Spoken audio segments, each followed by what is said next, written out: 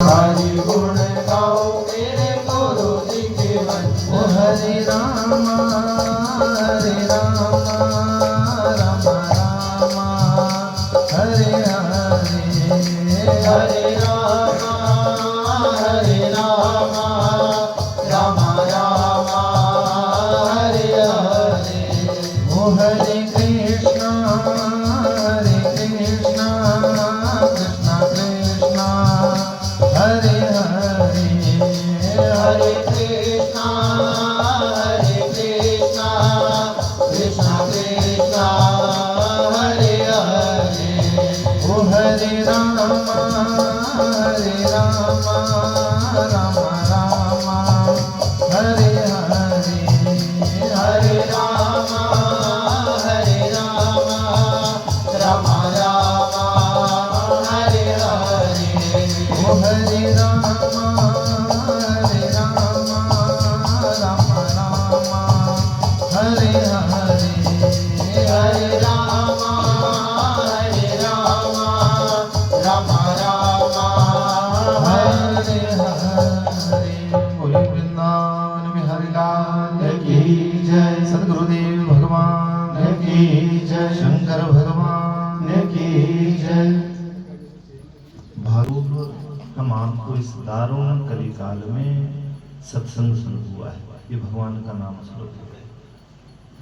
जरूर पूर्व जन्म के हमारे कोई सत्कर्म रहे होंगे, किसी प्यासे को जल पिलाया होगा, किसी भूखे को अन्न खिलाया होगा, किसी जन्म में वृक्ष बने होंगे, उस वृक्ष की छाया में जरूर किसने विश्राम किया होगा, उस वृक्ष के फल का आनंद किसी ने लिया होगा, किसी की भूख मिटाई होगी, जिसके फलस्वरूप हम आपको ये सत्संग इस कलयुग में भी सुलभ हो रहा है।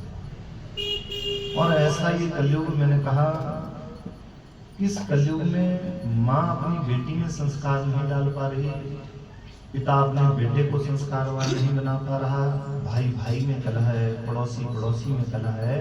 ऐसी इस कलह युक्त वातावरण में भी हम आपने यदि समय इस सत्संग के लिए दिया है, भगवान के नाम के लिए दिया है, तो उस परमात्मा का विशेष अनुग्रह हम आपका है। अतिशय कृपा पुरुषो यदा, जब तक उस भगवान की कृपा, हमारे पूर्व जन्म के कर्म तो हैं, पितरों का आशीर्वाद तो है, पुलिष्ट देवता, ग्राम देवता, स्थान देवता, सबका आशीर्वाद हमारे ऊपर है, लेकिन विशेष पुरुषो यदावे, उस भगवान भोलेनाथ, उस आदि अनंता, उस भगवान शंकर की कृपा के बिना ये सत्संग सुलभ नहीं हो सकता।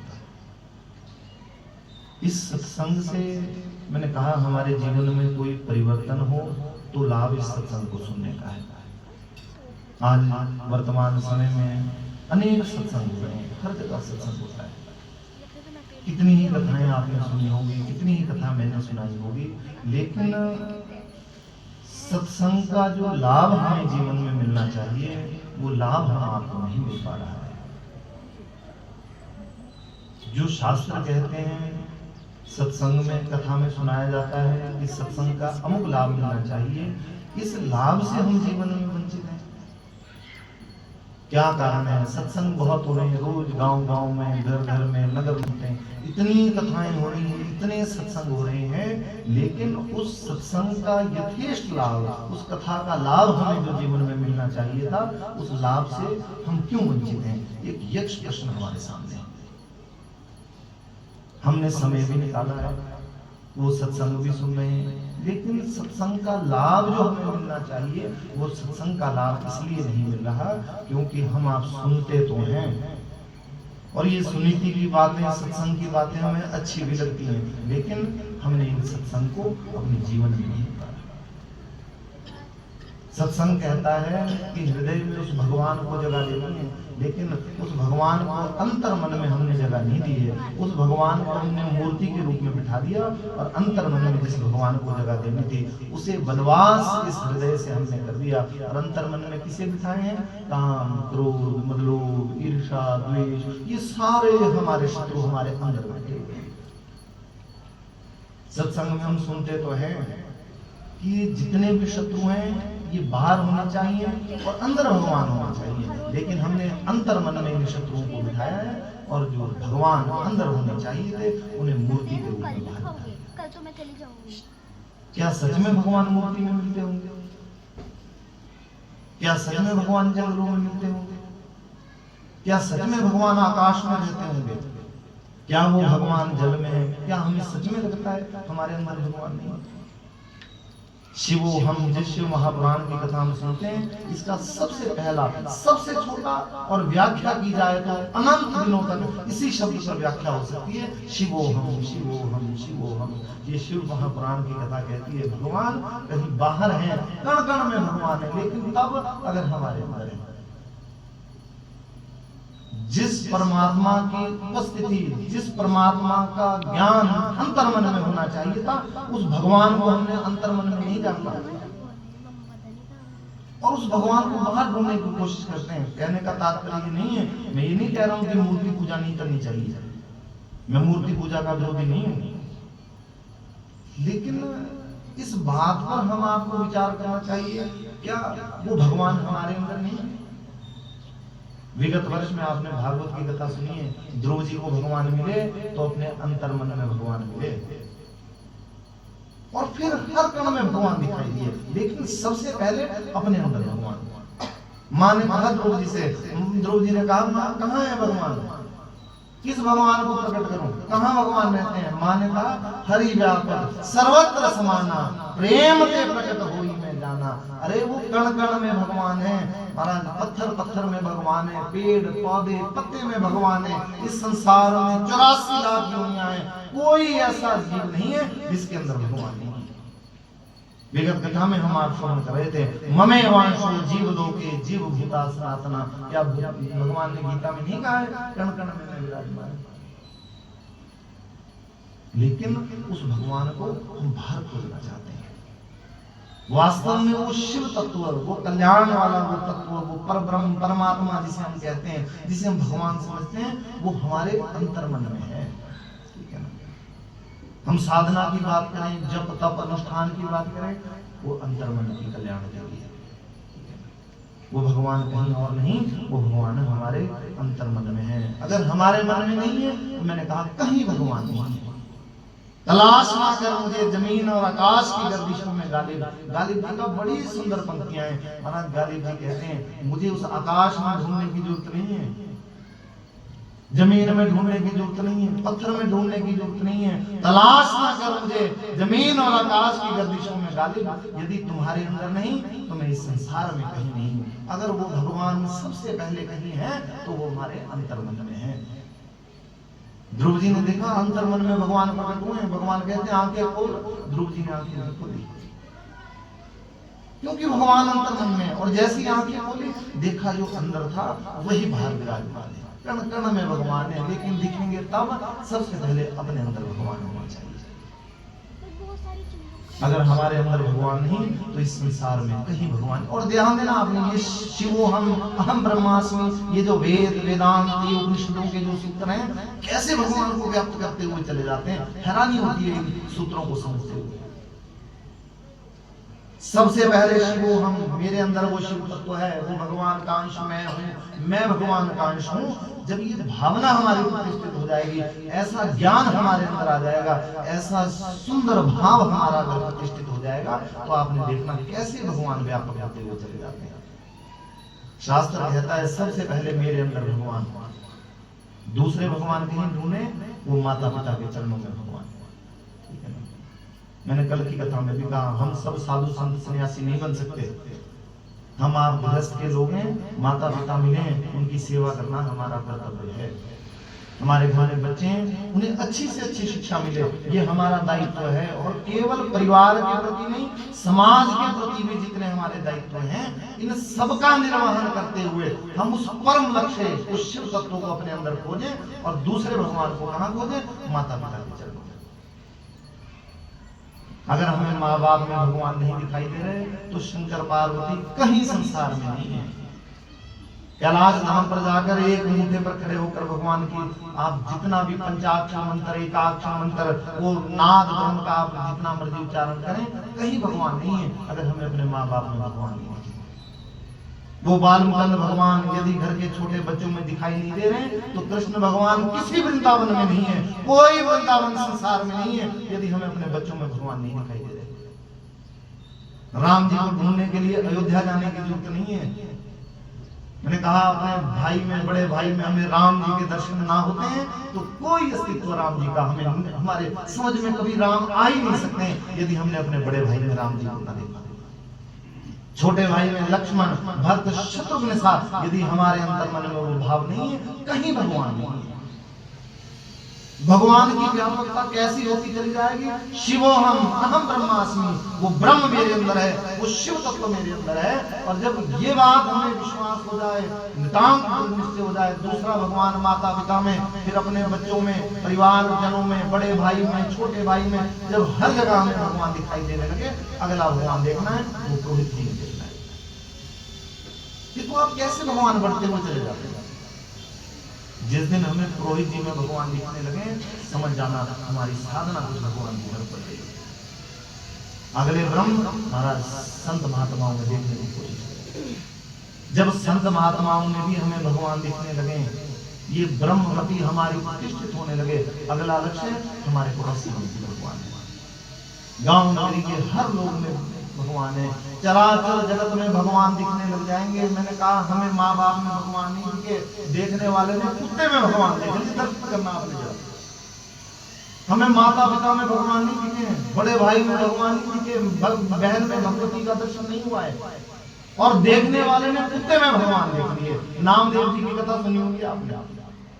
नामदेव ने पकाई रोटी कुत्ते ने उठाई। नामदेव जी टिकट बना रहे थे, रोटी जरा दर्शन करना आपने ले जाती, और रोटी बनाते हुए रख रहे हैं। और एक दो जैसी वो कुछ रोटियां बनी, काले रंग का कुत्ता आया, उठा लिया उसने रोटी। नामदेव ने पकाई रोटी कुत्ते ने उठाई, पीछे घी का कटोरा लिए जा रहे हैं। हम आपका कुछ कुत्ता उठा ले तो लाठी लेकर दौड़ते हैं उसके पीछे, हमारा कोई अपकार कर ले, हम ईंट का जवाब पत्थर से देना चाहते हैं। लेकिन नामदेव जी घी का कटोरा लेकर जा रहे हैं। नामदेव ने पकाई रोटी कुत्ते ने उठाई, पीछे घी का कटोरा लिए। और दृष्टि रखना अपने नामदेव जी की, कण कण में भगवान है। इस बात को कहना जितना आसान है, मानना उतना ही कठिन है। पीछे घी का कटोरा लिए जा, और कह क्या रहे हैं, किससे?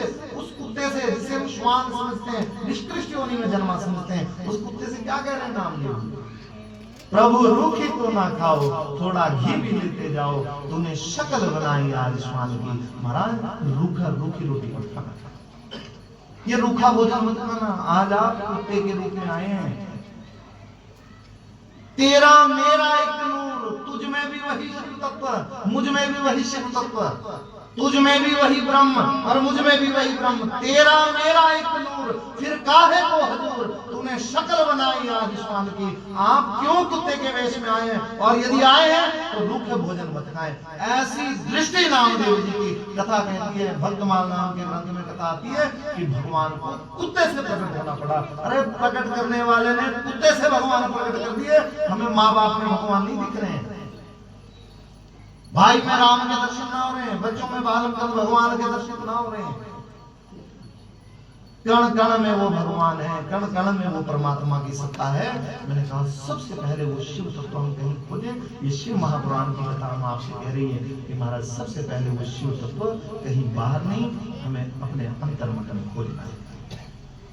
धीरे धीरे कर कर ये व्यापकता इस संसार में उस ब्रह्म की हो जाएगी। हमें पता ना चलेगा कब हमें कण कण में भगवान दिखने लगे, कब हमें पत्ते पत्ते में भगवान का वो नाम दिखने लग जाएगा। ये हमारी मति जिस दिन ये प्रतिष्ठित हो जाएगी, वो शिवो हम, वो परमात्मा का वो परब्रह्म शिव स्वरूप मैं हूँ, मैं उसी शंकर भगवान का स्वरूप हूँ। जिस दिन हम ये समझ लेंगे उस दिन कण कण में भगवान भी दिखेंगे। ये कोई बहुत बड़ी बात नहीं। कण कण में वो शिव तत्व दिखें, अपनी पहचान आप इस आत्म तत्व की पहचान हमारे जीवन में हो। इसलिए हम उस शिव महापुराण की कथा में प्रवेश कर रहे हैं। विगत कथा में हम आपने श्रवण किया कि शौनकादि 88 ऋषि मुनि उन ब्रह्म लोक में ब्रह्मा जी से कहते हैं, महाराज कोई सत्संग करना चाहते हैं, श्रेष्ठ वक्ता मिले।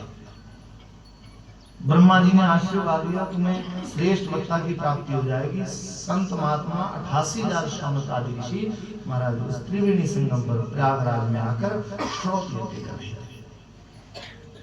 श्रौत यज्ञ में आहुतियां डाली जा रही थी। 88,000 संत महात्मा मंत्र कहते हैं और एक स्वर में स्वाहा शब्द कहते हुए महाराज आहुति डाल रहे थे। वो आहुति का विलोमन तो हुआ, कल की कथा में हमने श्रवण किया। जो इंद्र संबंधी पुरुराज था वो बृहस्पति के क्षेत्र में वपन हुआ। महाराज जैसे ही विधि का विलोमन हुआ, उस अग्नि से अग्नि कुंडाल संभूतम सूतः पराणिकं खलु, साक्षात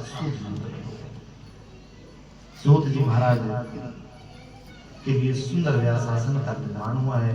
और शौनक आदि 88,000 ऋषि मुनि जो हैं, इन्होंने शौनक जी को मुख्य श्रोता बनाया है, प्रश्नकर्ता बनाया है और सूत जी महाराज उस व्यासासन पर बैठे। शौनक जी बड़े भक्ति भाव से अथा तो ब्रह्म जिज्ञासा, ध्यान देना आपने, ये कोई भी कथा है वो जिज्ञासा से शुरू होती है और हमारे अंतर्मन में जरूर जिज्ञासा होनी चाहिए उस परम तत्व की। वो भगवान कैसे होंगे, कैसे मिलते होंगे, अगर ये जिज्ञासा हमारे अंदर है तो हम भगवान की तरफ भी बढ़ सकते हैं। जितने भी सत्संग कथा होती है, भागवत की कथा, देवी भागवत की कथा, शिव महापुराण की कथा, ये सब जिज्ञासा से शुरू होती है। और ऐसी जिज्ञासा शौनक आदि 88,000 ऋषि मुनियों के अंतर्मन में थी। महाराज सारे संत महात्माओं ने शौनक जी को मुख्य श्रोता बनाया, प्रश्नकर्ता बनाया और शौनक जी इन सभी संत महात्माओं की ओर से सूत जी से कुछ प्रश्न करते हैं। 7 प्रश्न किए इन्होंने,